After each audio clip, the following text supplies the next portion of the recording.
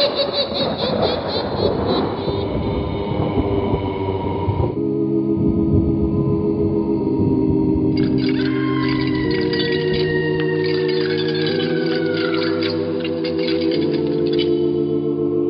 Mysterious Old Radio Listening Society podcast.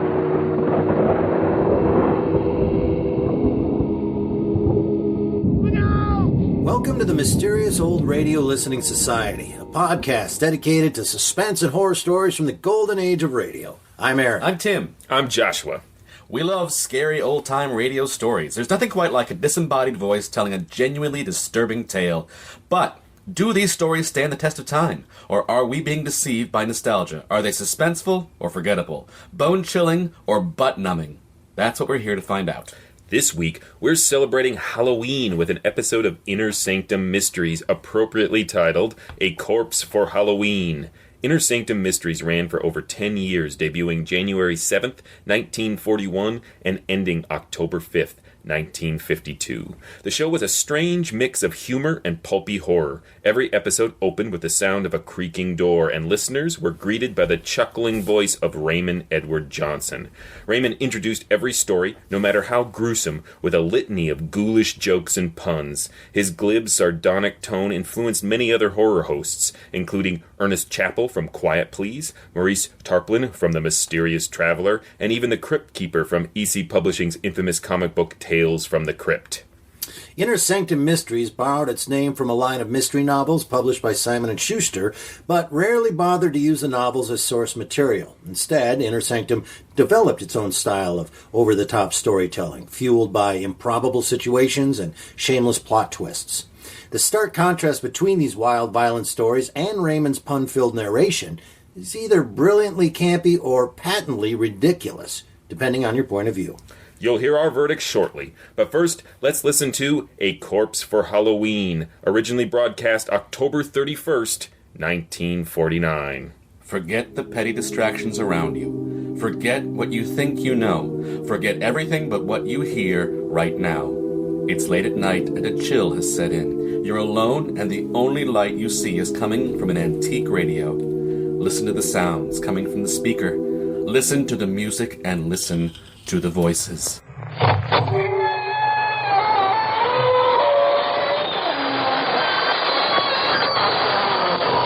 Good evening, friends. This is your host to welcome you through the creaking door into the inner sanctum. Come on in. One prankish little fellow, whom we shall call Maniac, for lack of a stronger word, just set fire to the walls. He said a closed room made him feel confined. As a result, 4 other characters are slightly burned up now.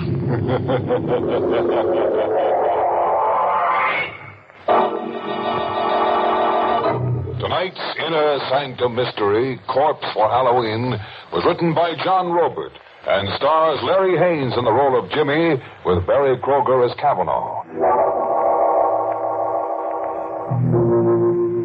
And now, let's unhinge our minds a little. After all, what's a little insanity among friends? Tonight's story dramatizes the fanatical hold of memory. The one scene, the one fragment that plays and replays over and over again in your mind. The one terror that's with you when you dine and when you walk and when you sleep.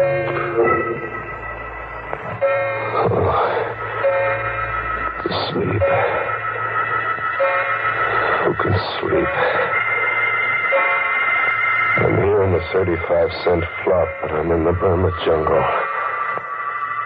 Watching a scene that never gets stale, even though it's 5 years old. I can hear sounds travel across the brush. I pick them up as if I'm a receiving set. Animal sounds. And I see, as if my eyes are in the sky, I see 2 grim figures standing with their rifles aimed at a pair of jungle beasts. A tiger and its mate in a crouch, ready to jump. They fire point blank together as if by signal. No good. They miss. The beasts roar and leap. I hear them scream out, Kavanaugh and Dr. Dolan. Just before they die.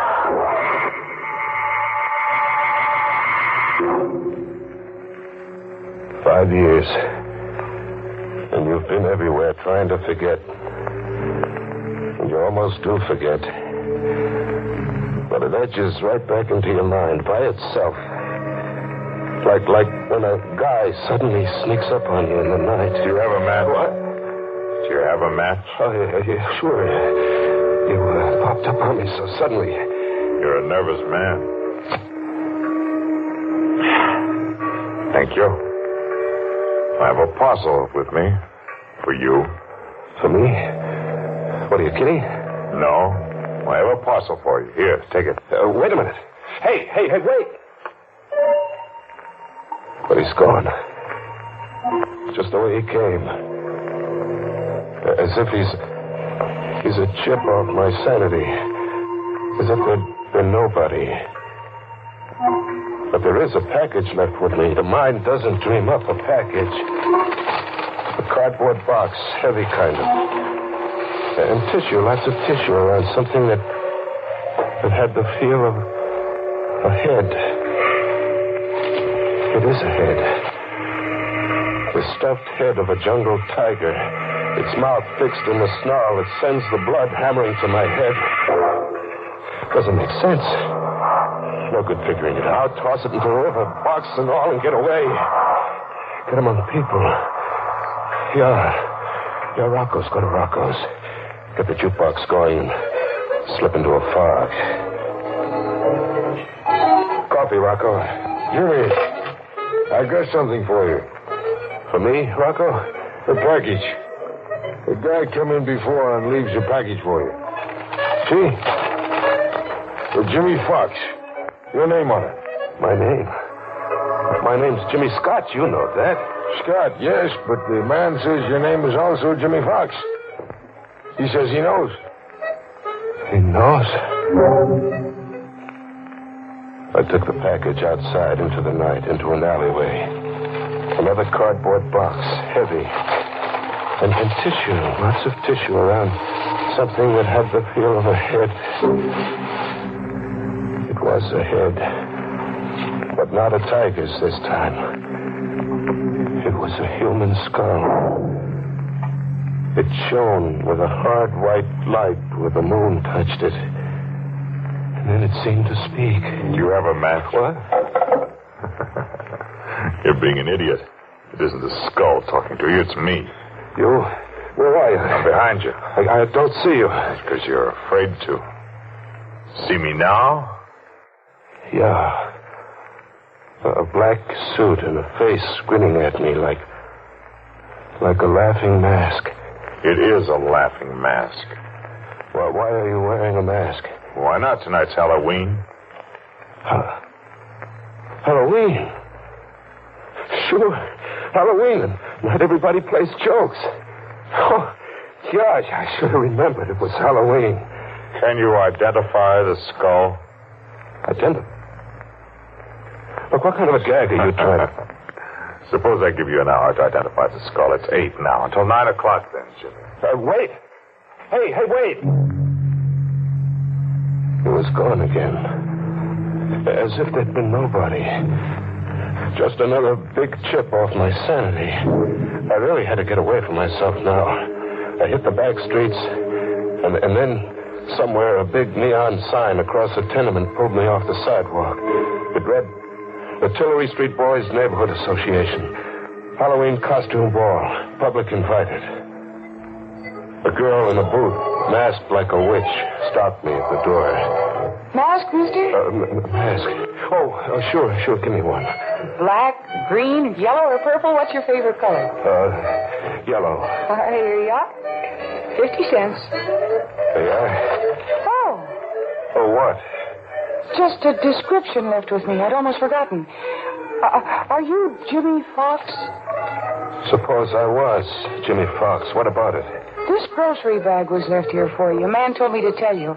You forgot it somewhere. And he said that he'd meet you one place or another later. Here, take it. by the shape of it, I'd say you had a Halloween pumpkin inside. What if I told you there was a human skull inside that grocery bag?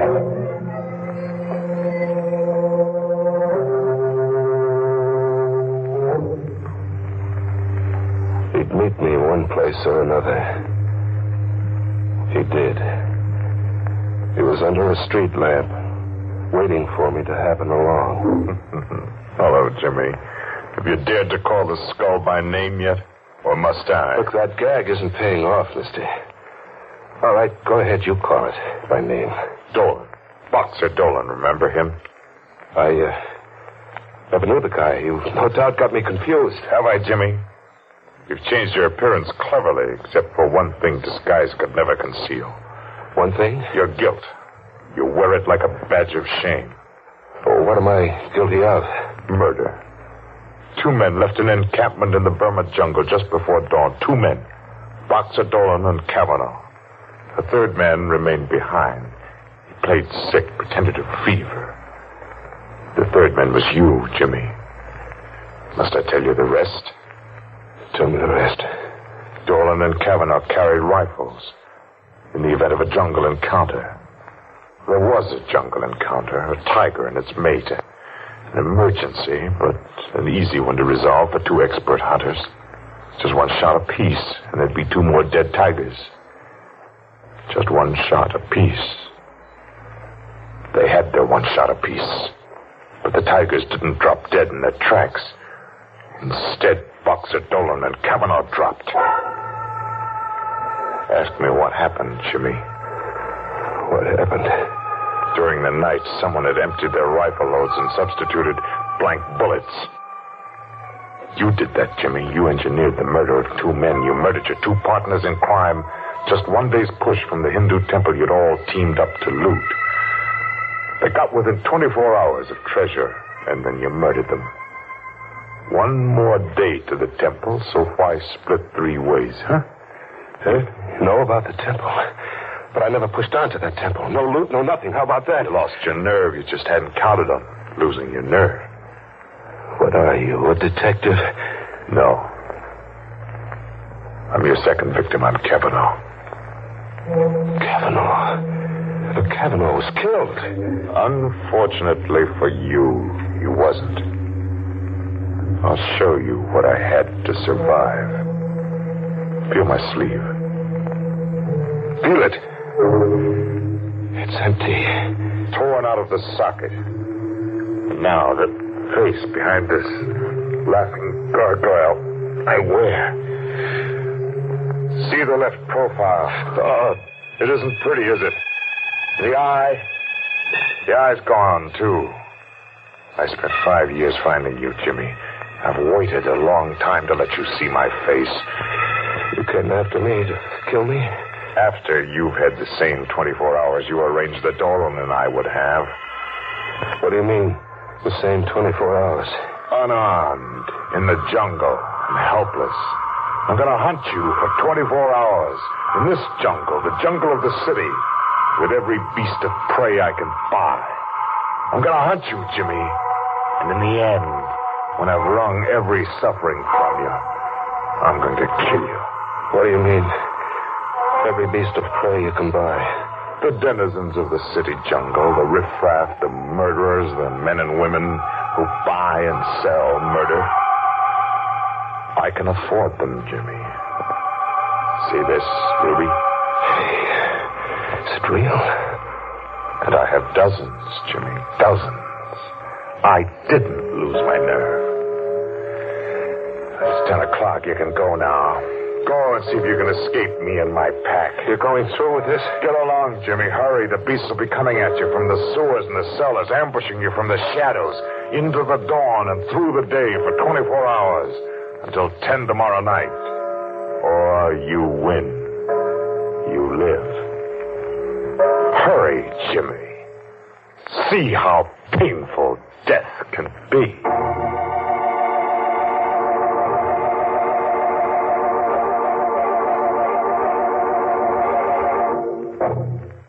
That Kavanaugh's one fella I never want to hunt me up.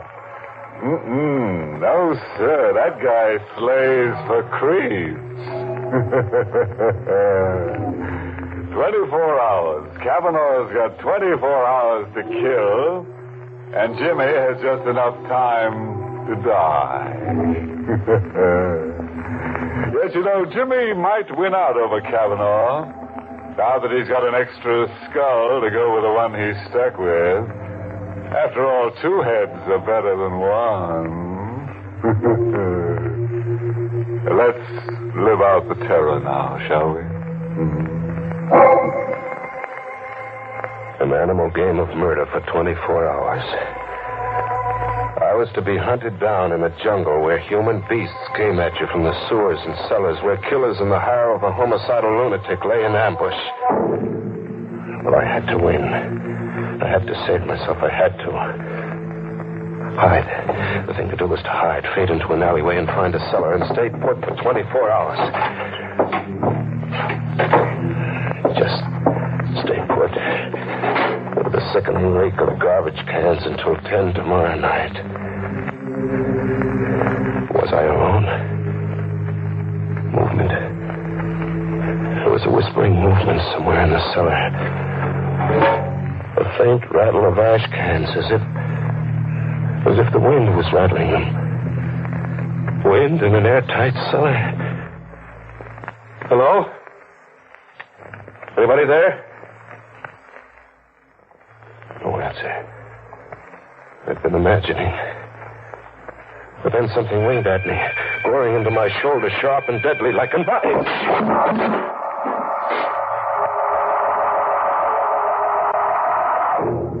I came to, bleeding from a shoulder gash.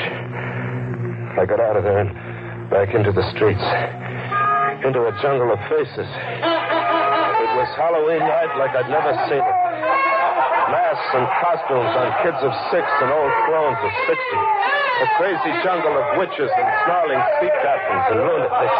They couldn't all be in the hire of Cavanaugh.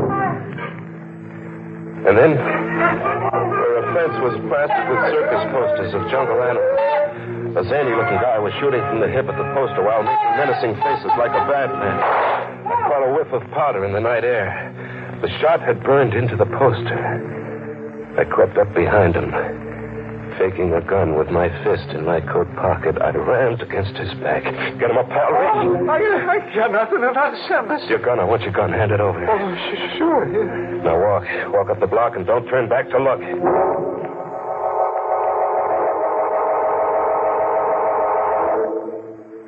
I had a gun now, and the tables were turned. I was the hunter now. I drifted to the docks and took up a position with my back to the river. Thinking of suicide, Jimmy?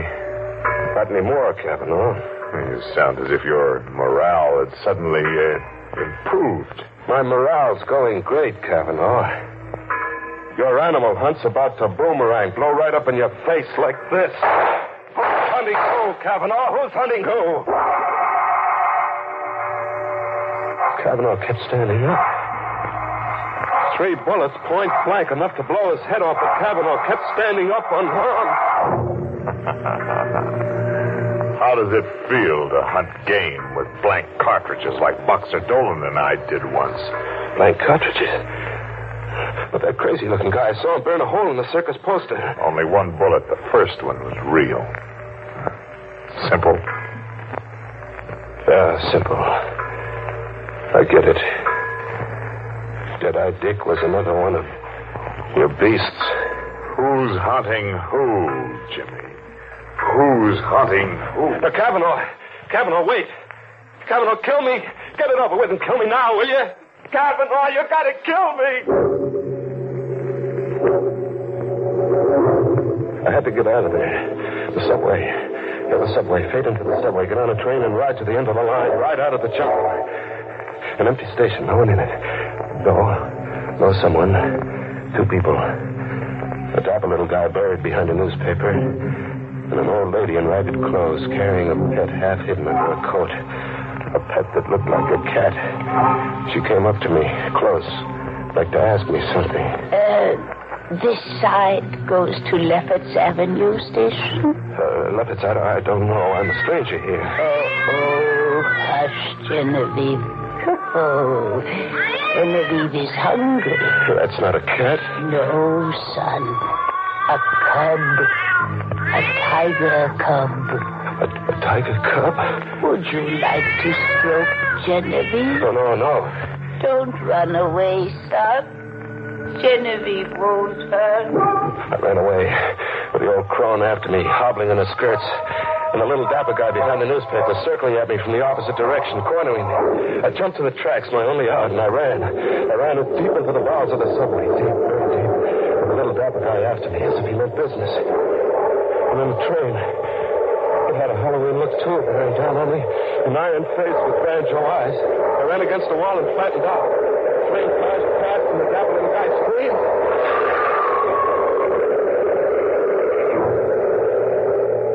Kavanaugh was shy, one beast in this jungle. The little guy had been hit glancingly and hurled against the subway wall, pulverized. I got to him quickly and frished him. I had a gun now. A gun with bullets that killed. I ran a half mile underground to another station, and then back on the streets. Back in the animal game. It was 3 a.m. A neon sign read Tillery Street Boys Neighborhood Association. Halloween costume party. People were straggling out. The fun was over. What? You remember me? No. I'm the witch who gave you a free mask and a grocery bag that you forgot somewhere. And you're Jimmy Fox. Jimmy Scott. I used to be Jimmy Fox. Sister, are you all right?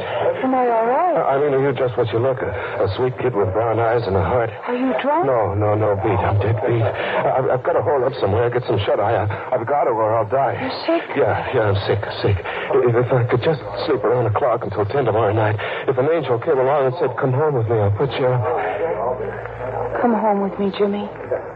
I'll put you up.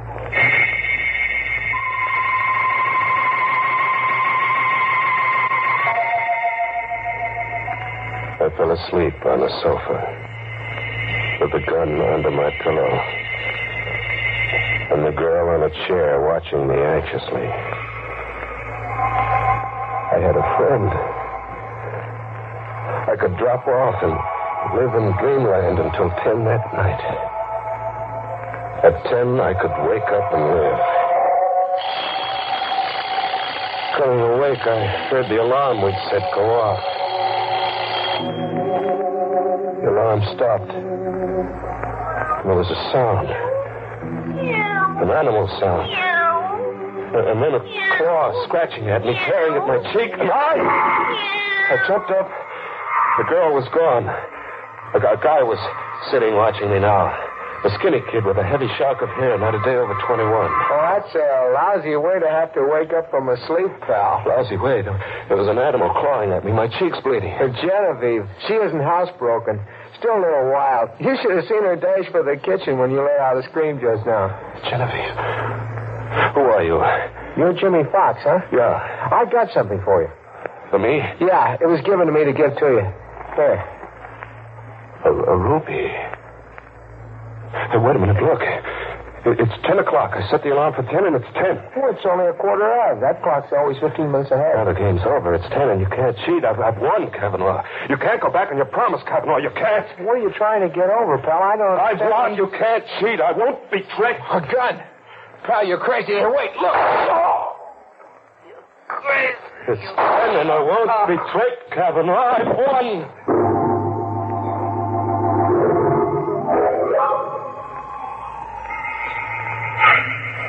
I'm still on the sofa.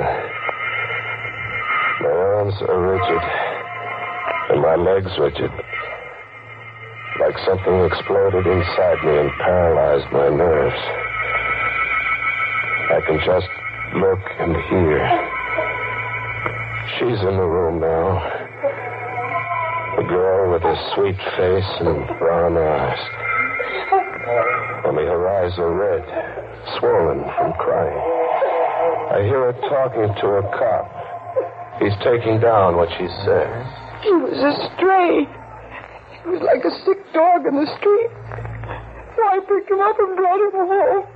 Yes, why did he kill your brother, Buddy? I don't know. I was taking a shower, and I heard him scream like a crazy man. I heard him talk all mixed up. But I was taking a shower, and I couldn't get here in time. There must be something you can tell me, miss. Oh, officer, everything is so mixed up. At the Tillery Street costume ball, a man gave me a cap with tiger stripes, and he begged me to keep it for him for a while until he found a new home for it. He'd been evicted, he said. Yes? Well, then, in the all-night restaurant my brother works in, a man gave Buddy a ruby to give to Jimmy Fox. When he woke up, he told my brother the ruby belonged to Jimmy Fox. This piece of glass? Yes. That's something off the Woolworth time counter. What else? That's all. Really, that's all. I watch and I hear. I see through Kavanaugh's trick. Get me crazy, so I'll murder a stranger who called himself Buddy. The brother of a girl with brown eyes and a heart. Flame me, so I'll just want to die. Through weeks of a murder trial and months in the death house and 4 minutes in the death chair. I kept listening to them talk. The girl and the cop. Okay. We'll have to get the rest from Jimmy Fox there. Yeah, look at him. He's paralyzed with fright. I wonder what kind of a crazy Halloween story he's going to try to palm off on us when we get him talking. Captain Devereux speaking. McAvoy, send a police ambulance to 445 10th Street, apartment 3 rear. And McAvoy, see that a straitjacket's on that ambulance.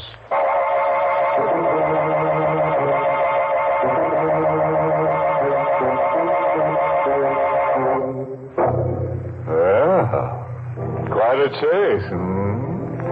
It got so poor Jim didn't know whether he was coming or going. Nuts.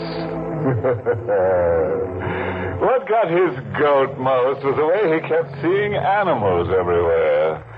Very confusing to a guy on the lamb.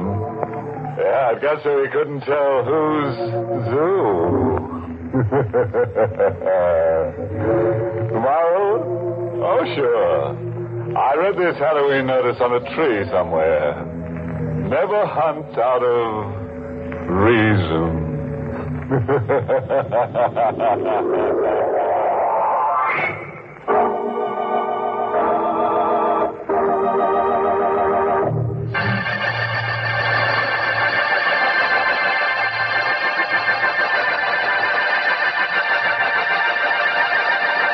Good night.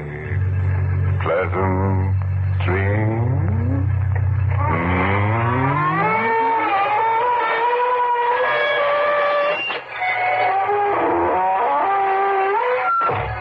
Inner Sanctum was heard in the United States over CBS, the Columbia Broadcasting System, and has been rebroadcast for servicemen and women overseas.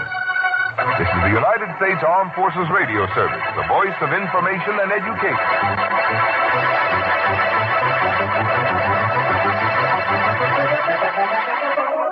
That was A Corpse for Halloween from Inner Sanctum Mysteries. You are listening to the Mysterious Old Radio Listening Society, a podcast dedicated to suspense and horror stories from the golden age of radio. Once again, I'm Eric. I'm Tim. I'm Joshua. And let's dive right into this apropos pick for this Halloween and the season. It's got the word Halloween right in it. And it also has some Halloween moments. But other than that, why'd you pick this one, Joshua? Well, I love Inner Sanctum in general. I love the terrible, terrible puns and Raymond's introductions. I am so out. All right.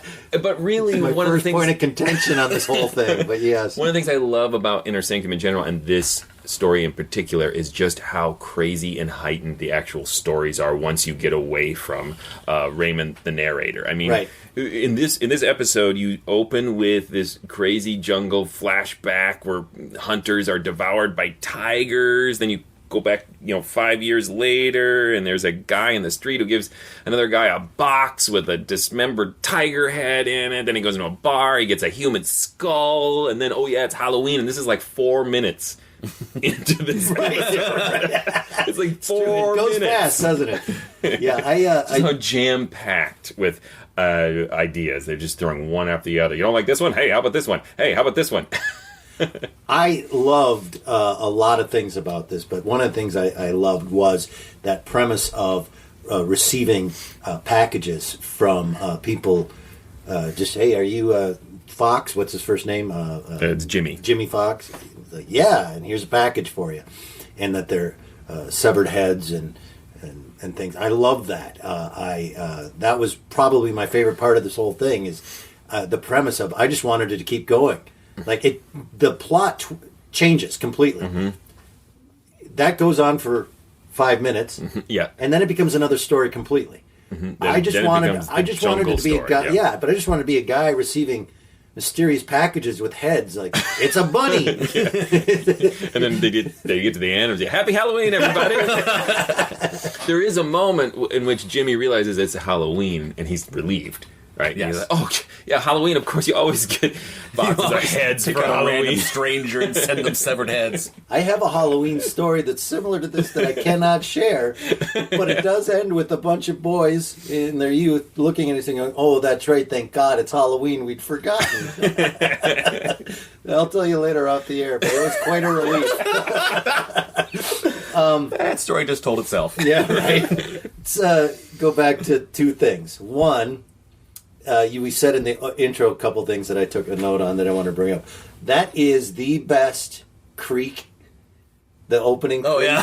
The creaking opening door. Yeah, in the history of radio. It's got to be a huge door for one thing because it just it takes them 20 seconds to open that door. Ridiculous. CBS Radio Mystery Theater, as you know, did the the creaking door. It's the same producer. Is it? Yep. Well, yep. Look at that. The guy just went, what do I got? Still got that giant door? Haul that in here, see? I love the creak. That made me laugh because it bordered on ridiculous for how long it went on. And the second thing, and they've always had this issue with Inner Sanctum, and we've talked about it, and you said it in your opening, is it campy, patently ridiculous, or brilliantly campy, depending on your point of view. Mm-hmm. So we should delve into those puns and that idea of him throwing in the humor. It makes me crazy.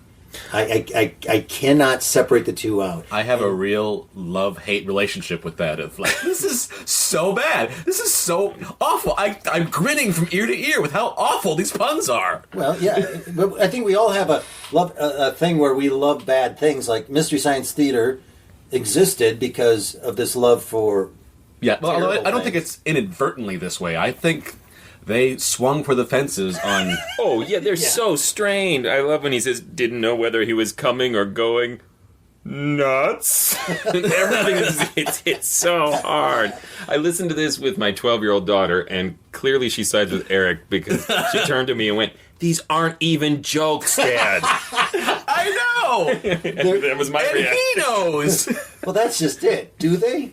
Yes. For those they're just so strained, and as a performer who has made fun of material he's speaking in the past, that sounds familiar. Right. Pulls me out though. Like if you're gonna, because we'll talk about the story in detail in a second, but I love the story. I love lots of parts of it. There was scary, blah blah blah.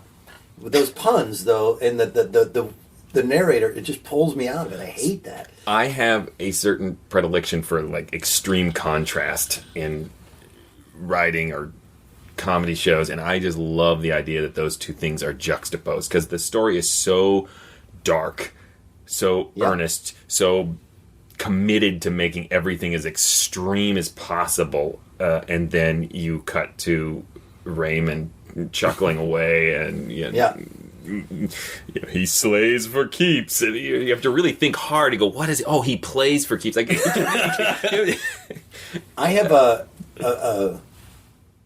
I really like the word predilection. That's what I just decided. As we all do. Predilection. It's a new one for me. You'll just, I wish they could see that look. They heard that look. You're dumb. I so loved this story. It's really in my sweet spot of a story about someone who is a little mentally unreliable in a situation that is threatening to make it looks the way it would look to a crazy person, but it's actually happening to him. That makes sense. It does. Yeah. Here's a question. Why did he put the fake bullets in their guns? And that part of it is being... Okay, so they're going to this temple. They're going to loot it. They're going to get rich. 24 hours earlier, he put blanks in their guns, and they go out into the jungle.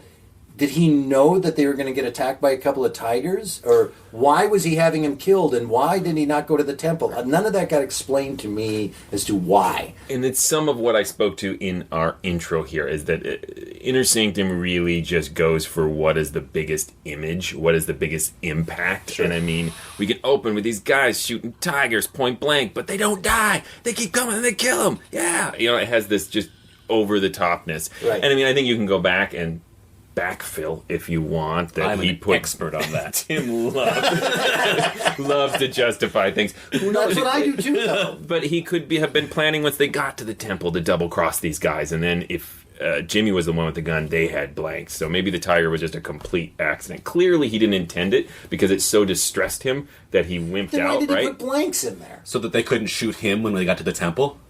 Oh! You could just went back and wrote that. Yes, all right. If they would have done that, I would have been happy. Tim, we share that same thing. You know, I do that. I go for the fences on big imagery, just like that. But then I go back and I sweat over. I've got to make sure when I write that there's a reason for that, and or there's a plausible explanation for their actions. And so when they don't get that explanation, I will tell you I had to go back and re-listen to this one because there were 5 minutes that I missed because I was too wrapped up trying to think about why did he do that? Why? What a jerk face. Well, Kavanaugh felt the same way, clearly. He was very upset. Why would you do this? And then the other thing, and this is me. This is me being me, but I started to think, there they are in the jungle, and he's been ripped to shreds, Kavanaugh. Mm-hmm. And I'm starting to think, well, who rescued him? How did he get saved? You know, like, who came and got him? And I shouldn't be thinking. It's a witch doctor. There's a whole spin-off Inner Sanctum about the witch doctor who brings Kavanaugh back to life. And just tell me stuff, and then I'll be fine. Here's a point I want to bring up before we move on, is that the woman, I forget her name, her character name, and I also forget she her doesn't name. get a name. She's the girl who with the sells- sweet face and the brown eyes. Yeah. Just selling the masks. And I should have looked this up before we started recording, and I forgot to, but she is possibly my favorite radio drama actress of all time. She appears in a lot of I Love a Mystery and a lot of other shows, but she has a very distinct voice, and she's just fantastic. Very natural. I heard her voice, and oh, God, it's her. I love her so much. I'm not doing her any justice. I should probably figure out her name. We'll put a link. Put it in the website when we post this. Right. Yeah. Who's in charge of that? Who's going to remember to do that? Tim, there is so much of what's on the website that exists only because we've mentioned it on a podcast and not have to put it on there. Go back and backfill. You're always justifying. That's what I'm doing. Yeah. Again, the storyline, I love the delivery of the packages. I love what's in them.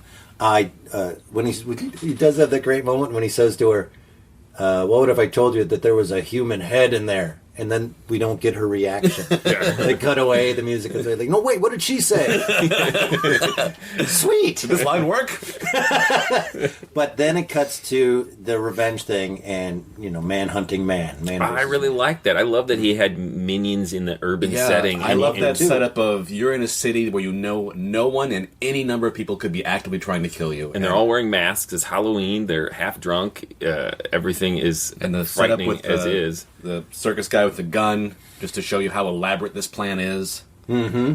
I did. I loved it. It is two stories. Yeah. In a way, like I said earlier, it could have just been delivering of packaged heads, But I did like the arc of that and the storyline of running through the city, being hunted in the city jungle. I thought it was pretty cool. I think the end is really nice too, in that you're not sure is the sweet girl one of Oh, I was agent. convinced she was. But she kind of is. She's just not totally in on it because she was given the cat by him, the kitten, to hold on to. But she was given the cat by a setup woman on the street, or the guy so says, take care of my... She's halfway in it, but she's unaware of it. She's part of it ignorantly. But she does and have so that is the line, brother. But she does have that line when she invites him back. She says why don't you come back to my house? The way she says it is a red herring of, she's in. She's I was part totally of the convinced she was. because of the way she said that line. And that's another thing that made me laugh was, so you're on the street, and the guy says, hey, will you take care of my baby tiger? Yeah. And you go, yeah. Sure. She's clearly just a very easygoing gal. Come on back. Well, and by modern standards, is it more dangerous to bring a baby tiger into your home or some random guy on Halloween? Right? Both are just bad calls. Yes. These for her brother. Right, for the brother. Any other notes and thoughts on this? I still like when we can go back in time for these stories where there can be clocks that are set wrong. It's before GPS and everything's quarter to on the nose, where he thinks, I'm safe. That clock's always slow. I love things like that. Or notes that they solve by going and looking at a typewriter. The letter E on this typewriter is slightly raised, and so we know that this person is the murderer who wrote this note. And I love old technology. And when the guy Kavanaugh says, I'll give you an hour to identify the skull using 1940s forensic technology. An hour. Well, it kind of looks like yeah, that's another good point. An hour? What? Just tell me. What's he gonna do, lick it? Theodore Roosevelt tastes like Boxer Dolan. Another device I love that's old that we don't have anymore, and I actually am referring to an episode that we haven't done yet, but evening paper versus morning paper when they discuss. Did you read the morning paper? Did you read I love that information you had to wait for. And we don't wait for information. No, but we all got it at once. And did you read the 147 paper? Any other thoughts on this? How do you feel about this, Tim? I really enjoyed this, particularly just the craziness, the surreal, dreamlike quality of it, and that it's really just vindictive and mean. I like that in the story. I like it a lot. Yeah, I think it holds up. I think it holds up, too. I was scared in the sense of getting delivered severed heads is never not scary. I liked how it was written. I liked the actors' portrayals of all that. One of my favorite actors, she was in it, so that helps. And then that second line of story, like you said, being hunted through the city was very cool premise with a lot of setup. And so yeah, I think it was very scary, and I like that, again, no happy ending. Mm-hmm. I think it's hard to say whether it stands the test of time if you're talking about the whole Inner Sanctum episode as a package, because you have to admit with this story and Raymond's jokes and puns, it's kind of odd even for its time. I mean, it's a really kind of wholly original, weird concoction of elements. And so I love it. I mean, I almost wonder if it is more stands the test of time now, because I think people are more willing to accept, like, absurdity, maybe. I don't know. I can just say that I like it now. Yeah, you take away the puns and the Inner Sanctum narration, I'm all on board. We should film this so everybody could see Joshua shaking his head. That's so you can think whatever you want, after all. What's a little insanity among friends? All right. Well, you've been listening to the Mysterious Old Radio Listening Society, podcast dedicated to suspense and horror stories from the golden age of radio. If you want to learn more about this show, other shows, hear past shows, more about us, you can go to GhoulishDelights.com. That is GhoulishDelights.com. Also, there's some wacky thing you can do on iTunes. Yeah, write a review. Say, I like this podcast. Let other people know how great it is and that they should listen to it. Yes, 5 stars. Yes. Give it the 5 stars thing. All right. Well, once again, I'm Eric. I'm Tim. I'm Joshua. And until next time, remember... Look out!